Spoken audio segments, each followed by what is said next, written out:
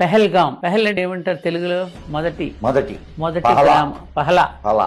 ఈ పెహల్గాం అనేటటువంటి జాతిని ఒక్కసారి మేలు కొలిపింది. ఇది దేనికోసం జరిగింది అనుకుంటున్నారు?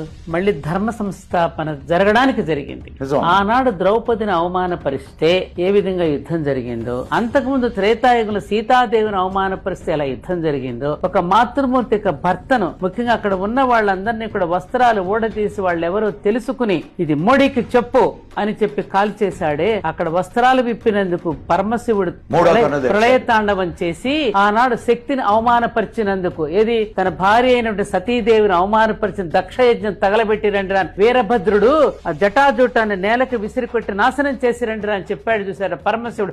అదే సంఘటన జరిగింది ఇక్కడ. ఆ తల్లికి జరిగిన అవమానం నీ మోడీకి చెప్పరా అంటే వెళ్ళి మోడీ అనే విష్ణుమూర్తికి చెప్పింది. విష్ణుమూర్తి సుదర్శన చక్రాన్ని సంధించాడు. ఏమంటారు?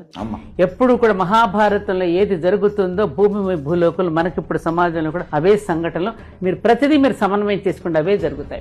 ఎప్పుడైతే స్త్రీని అవమానపరుస్తారో అప్పుడు యుద్ధం తప్పదు. అందుకని సింధూర్ అని పేరు పెట్టారు. ఎంత నచ్చిందంటే నేను చేతులెత్తి నమస్కరిస్తున్నాను ఈ పదం వాడిన